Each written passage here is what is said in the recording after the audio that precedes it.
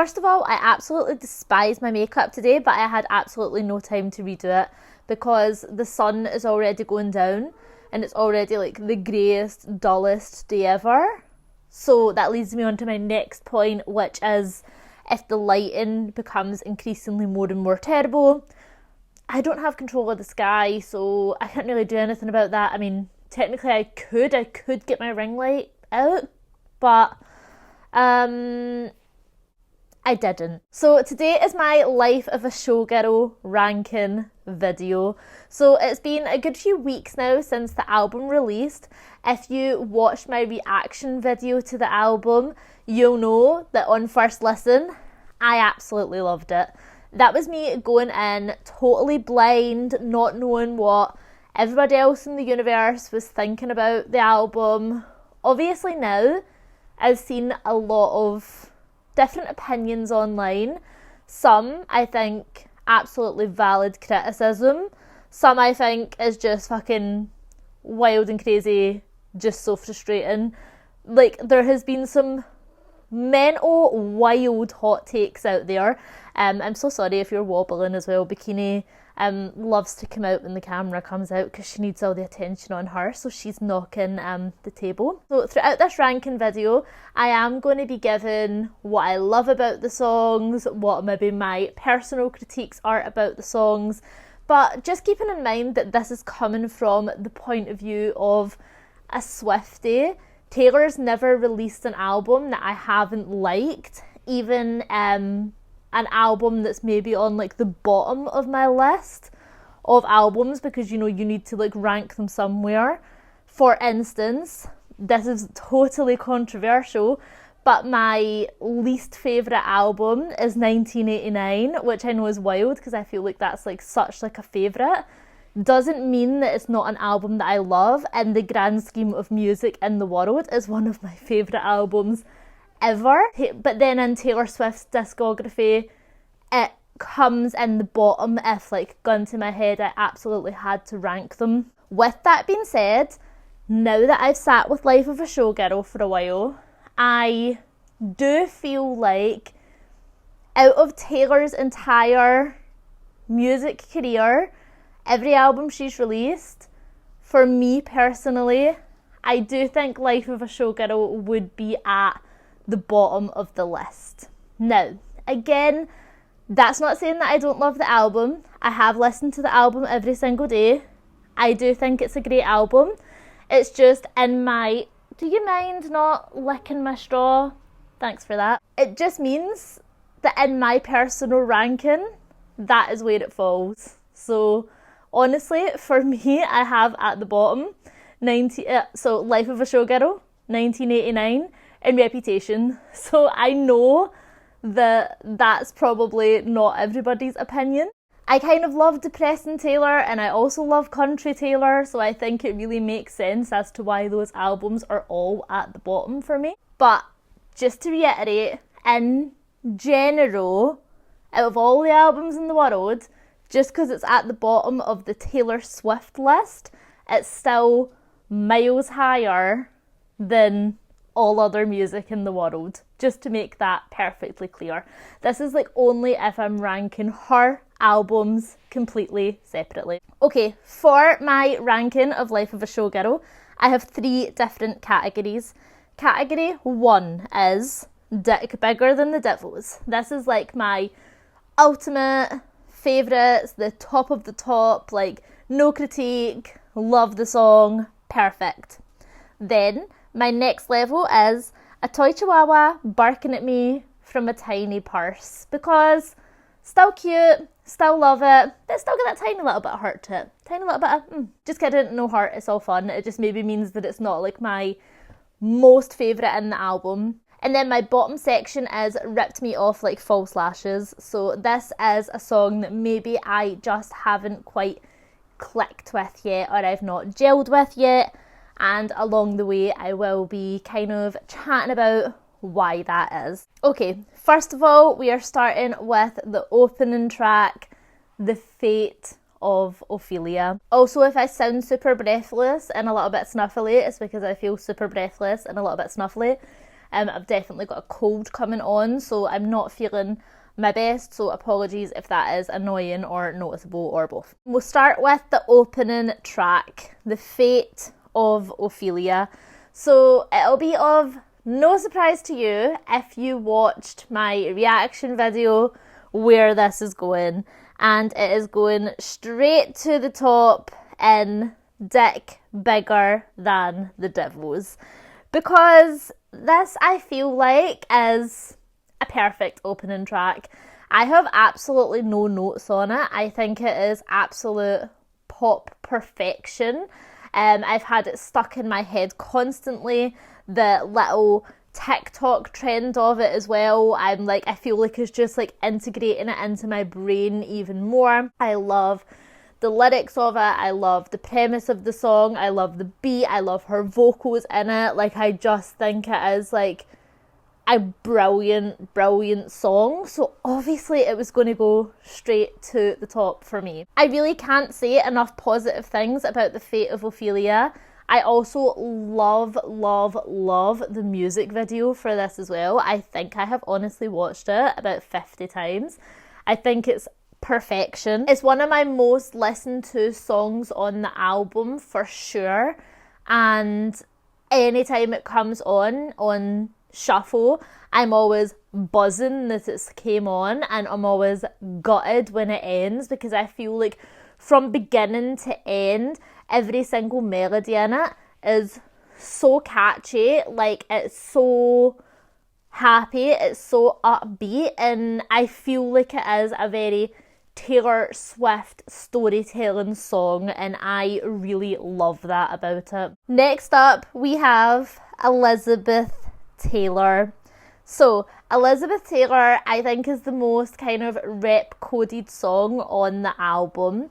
I have been loving this song. I've been very into it. Actually, the last couple of days, I'd say the last 2 or 3 days, I've been listening to Elizabeth Taylor on repeat constantly. And I sometimes get like this with songs where like I will like a song and I will listen to it and be like, oh yeah, I really like it, and then one day it's like it just kind of clicks and I become obsessed with this song.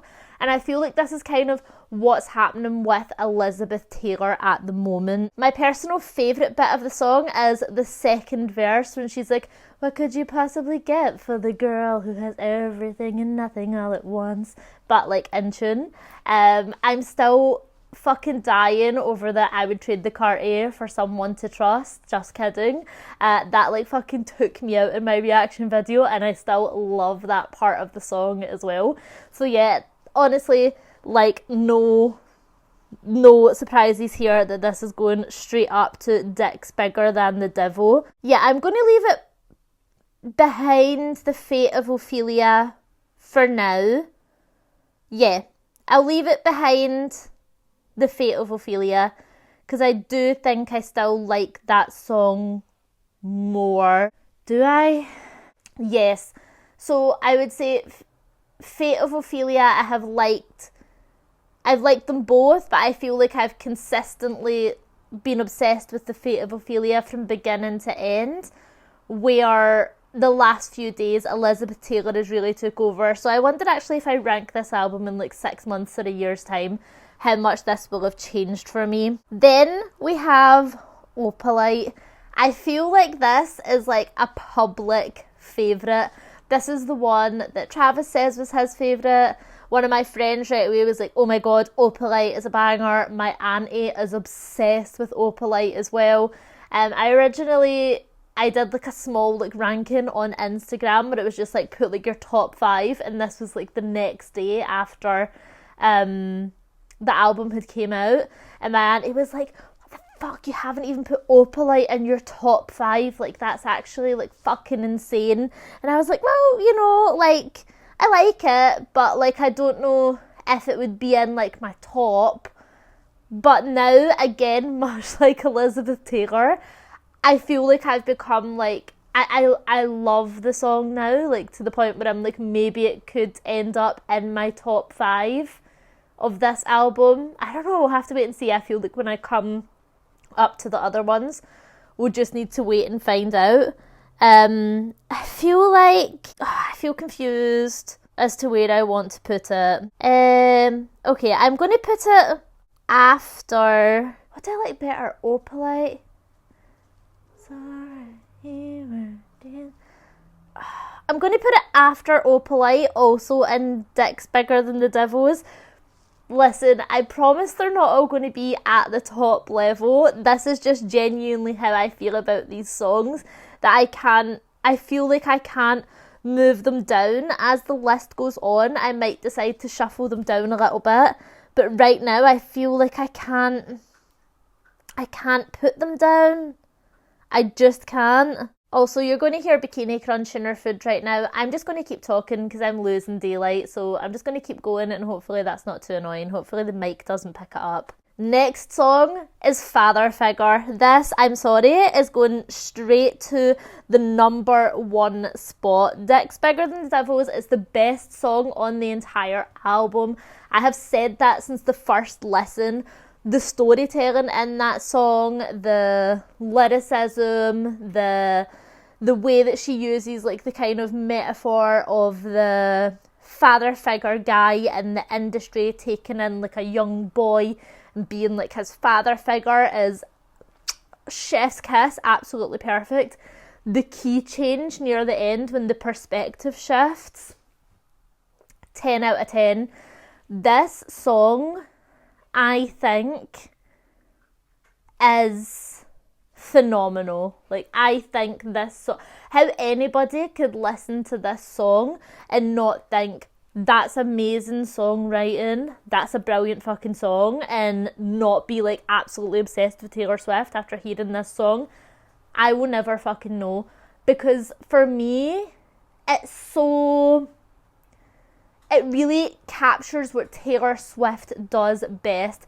She really sets the scene. It gives us loads of imagery. I feel like when I hear this song, I can see a movie playing out in my head because of the words that she's saying to me, that I can very clearly see a progression of a story going on and piece together exactly what's happening here. And I just fucking love it. I love the switch at the end. Like, honestly, see when that like comes in and she's like, you wanna fight, you found... Oh my god, I could actually barter every cunt in the world. Like, you've got no idea. Like, I could barter everybody. Like, the power that goes through my body when that bit of the song happens, man, it's actually unmatched. It's fucking crazy. Like, that... If I'm ever, like, in a coma, play that bit of the song to me and I'm springing right back up. I'm, like, coming out swinging, like, I'm ready to fucking go. That's all it'll take, because that bit of the song gets me so fucking hyped. Okay, now we have Eldest Daughter. So, I have a problematic relationship with Eldest Daughter. So, on one hand, I think it's beautiful. Her vocals are gorgeous. Like, her vocals are amazing. There are bits of the song that I really, really love. Actually, no. I like all bits of the song, but it feels like to me that it should be 2 songs. So it obviously opens up with it, everybody's so punk on the internet, and then it kind of goes into like the trolling and memes thing, which a lot of people hated, because a lot of people were like, oh, you're using words like trolling and memes in a song, like what the fuck. But I personally don't mind that at all. I think that it's quite obvious that she's using almost like a sarcastic tone there, like it's supposed to not sound right coming out of her mouth, because she does say like, I've been dying just from trying to seem cool. I think that was the whole entire point of the song. So I don't fully understand people's criticisms there with it entirely. I get that it just might not be for some people, but I think that that's the whole point of the song is that. To me, it gives the same kind of vibe as when people take lyrics just out of context and say that they're bad lyrics. For instance, in So High School, when she says, touch me while your bros play Grand Theft Auto. And sure, on its own, just hearing that lyric without context, would I be like, wow, phenomenal, 10 out of 10, never before been done? No, because it sounds a little bit silly on its own, but within the context of the song where she's saying that this love that she's found makes her feel so high school, and that's like a very high school thing to happen, I guess, like getting fingered on a couch while like your mates are playing Grand Theft Auto, you know what I mean? Like within the context of the song, the lyrics actually really, really good and makes a lot of sense. And I feel like that's what's happening with Eldest Daughter.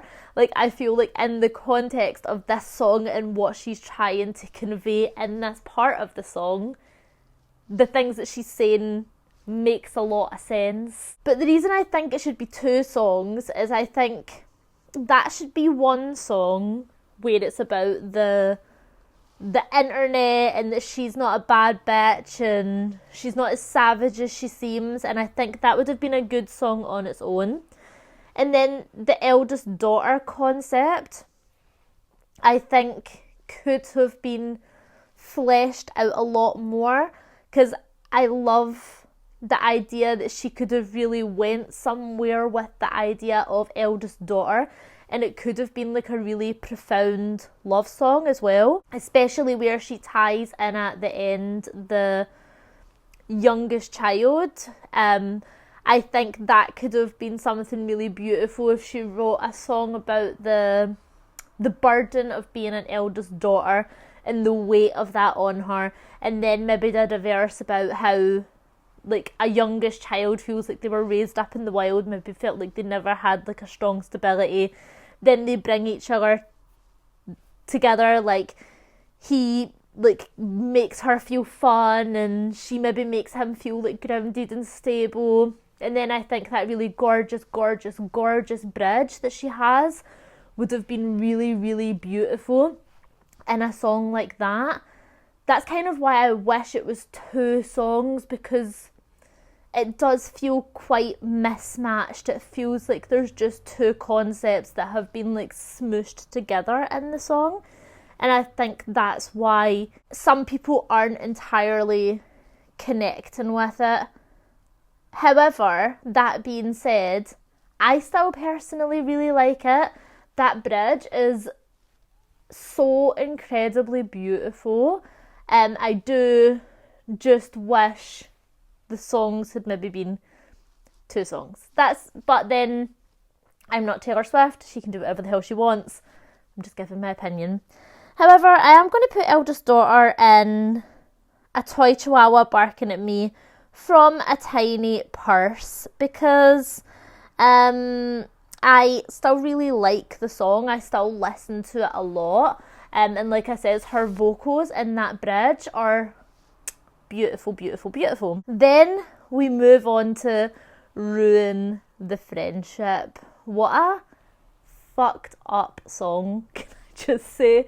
Like, I don't think anything could have quite prepared me for the moment where she said, Abigail called me with the bad news, and how that shift just changed the song entirely. Before that, I was really vibing to the song and I was really liking it, and I was like, this sounds really lovely and it sounds really nice, and like I was really enjoying it. But that shift in the song just like changes it completely, and it's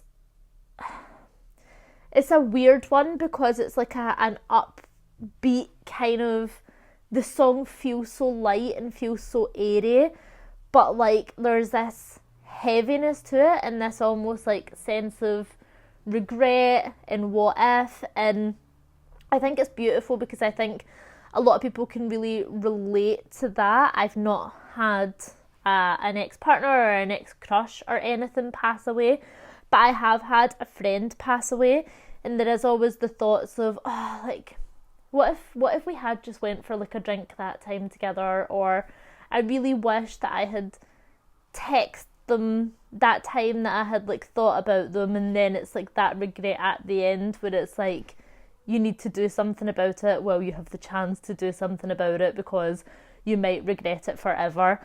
I think this song is so beautiful, and I think it's one of those ones where it's like really shows off Taylor's skills as an artist, because the way she can completely change the concept of a song right at the very end, that flip that she does, and I feel like it's just so gut-wrenching that like it really shows off how skilled she is. And then every listen to it after that, you can, it's almost like when you listen to it, like it feels like a memory, and it feels like a dream, all the beginning parts. And it's like she's thinking over all these moments that she had with this person. I think this would have been a beautiful track 5. Obviously, nobody can tell Taylor what her track 5 is, and she did choose Eldest Daughter, and that's up to her if she feels like that's the most personal track to her. I just think this song is, it's just so beautiful. Like, yeah, so beautiful. I'm going to put Ruin the Friendship up into Dick's Bigger Than the Devil's, right behind Father Figure, because yeah, it really is that fucking good. And then we move on to Actually Romantic. Guys, this song, one of the best diss tracks ever written. I will not listen to anything that anybody says negative about it. It's so fucking good. Like, it's so fucking good. I actually didn't know about the Charlie XCX beef until after my reaction. I had no idea all of that was going on. I kind of vaguely knew in my mind that Sympathy Is a Knife was about Taylor Swift, but I don't think I had really given it too much thought. So I didn't realise that it was targeted at one specific person, if that's what the song is about, which I think it seems like it is. But that aside, like, I have very neutral feelings towards Charlie XCX. Like, I don't really have an opinion here or there. This song, I mean, there is nothing funnier than telling your haters that they're making you wet. Nothing will be as funny as that. I think everybody's favourite bit of the song is the "You think I'm tacky, baby, stop talking dirty to me." It's just so good. She's so evil in the song. I love when Taylor's like a little bit evil, which she can be a little bit evil sometimes, even dating back to Better Than Revenge. She can be a little bit spicy, and I'm always into it. Again, I've heard some people slagging off Actually Romantic and saying that it's not a well-written song, and I just have to disagree. Like, I don't actually know how you're thinking that. Because for me, it's going right up to Dick's Bigger Than the Devil's, and it's going up, I don't know whether to put it 3rd after Ruin the Friendship or 4th after The Fate of Ophelia. I think I listened to it more than The Fate of Ophelia, so I think I'm going to put it 3rd.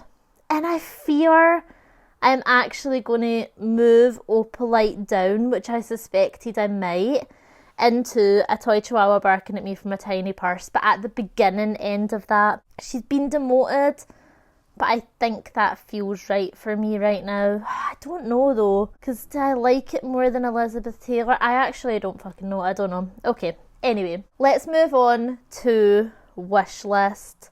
So, Wishlist stands, cover your ears and divert your eyes, for I'm putting it in Ripped Me Off Like False Lashes, because I don't like this song. And I know, like, that's actually a very rare thing for me to say. I don't know if I've ever... Actually, there's one Taylor Swift song that I would say I actually dislike, and that is Welcome to New York. I feel like I also dislike Wishlist, and I wish I didn't. I don't know what it is about it. The first time I heard it, I liked the sound of it, and I still like the sound of it somewhat, but I do notice that I skip it when it comes on, and I don't know if it's one that's going to grow on me or if it's just not for me. I don't know if it's the lyrics that I can't relate to, or I don't know what it is, but I don't love Wishlist. Again, maybe I will do a ranking video in 6 months' time or something, and maybe something will have clicked for me. That has happened before with songs where I've been like, meh, not really super into it, and then one day it comes on and I become obsessed with it. So who's to say? That might well happen. Okay, then we move on to Wood.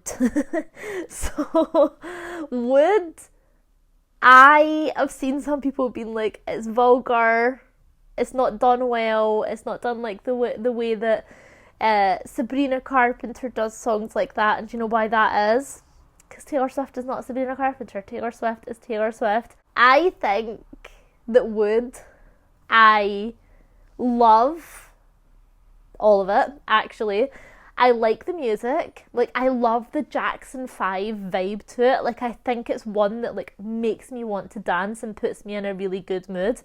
I think it's really funny.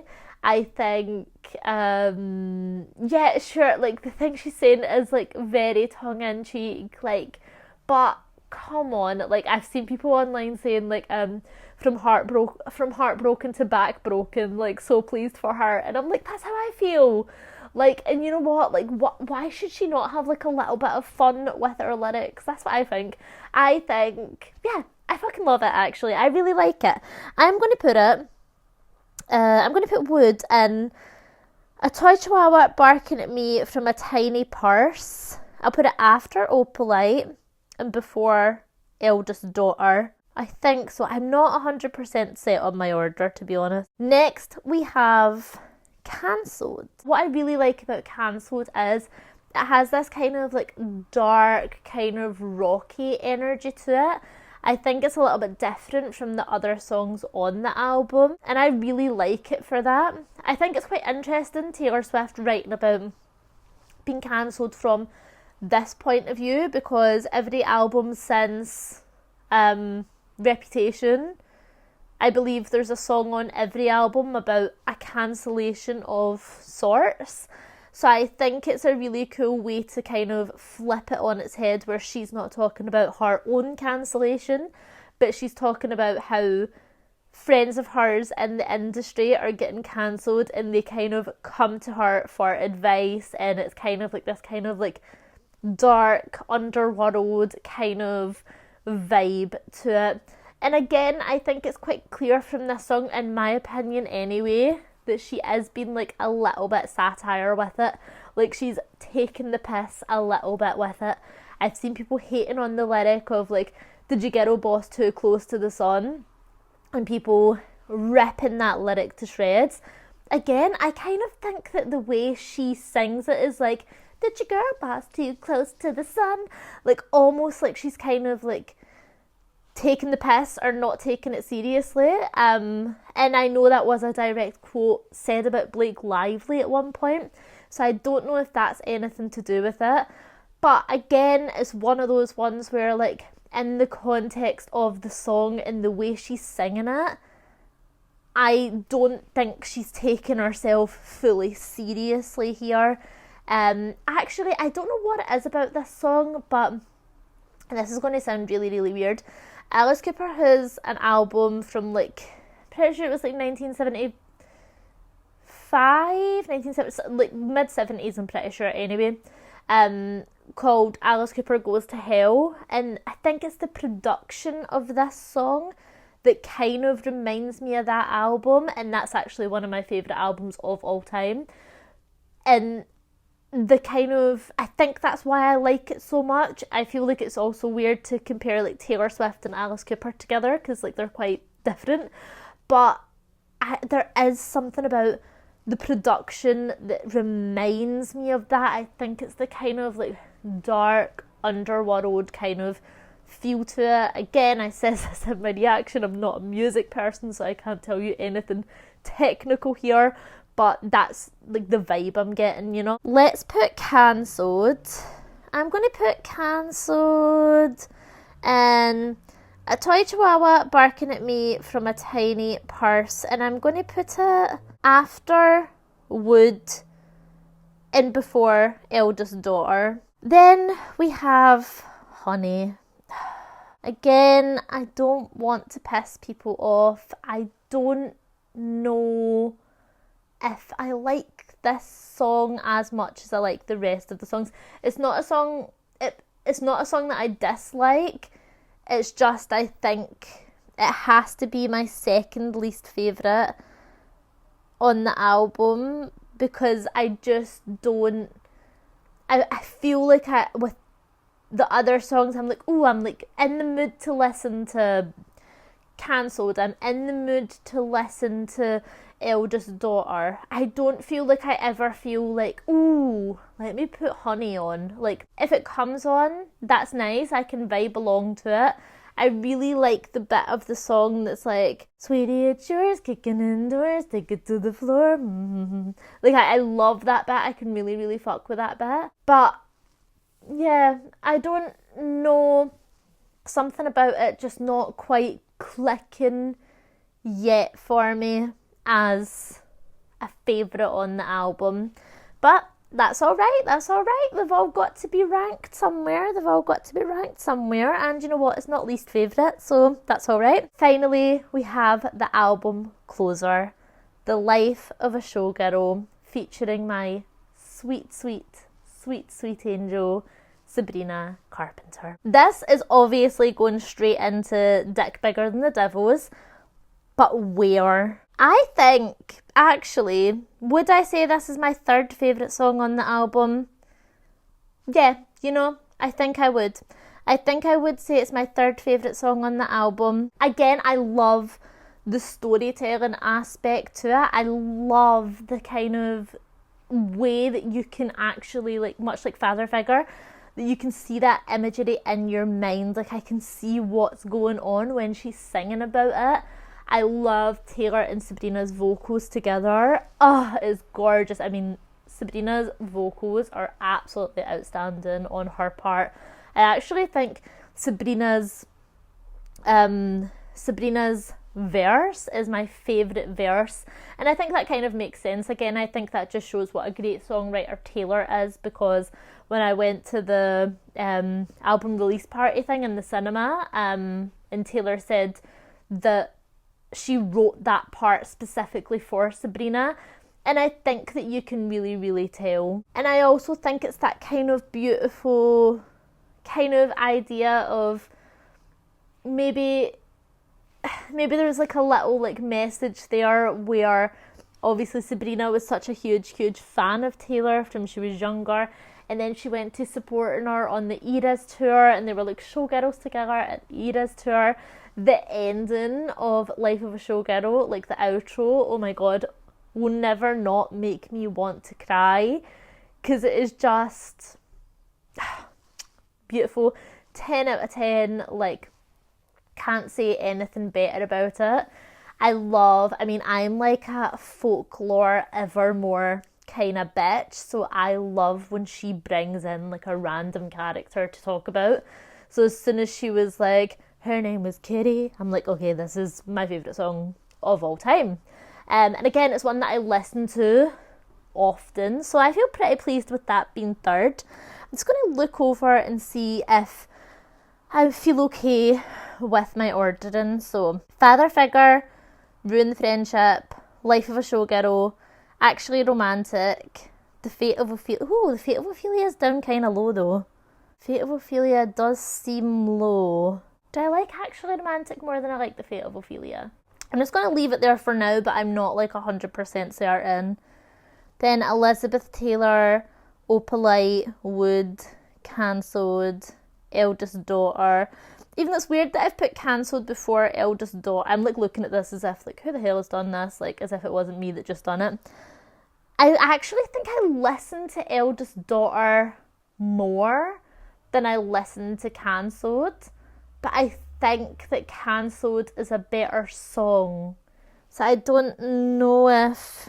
do I want to swap them round? I think I'm swapping them round. I think Cancelled comes after Eldest Daughter, because I do listen to Eldest Daughter a lot more. Then at the bottom we have Honey and Wishlist. Okay, I feel relatively satisfied with my order for now.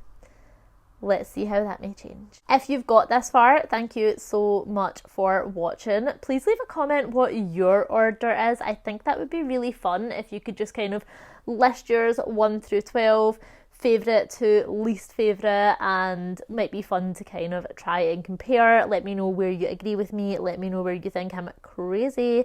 And subscribe if you would like to see more. And until next time, bye.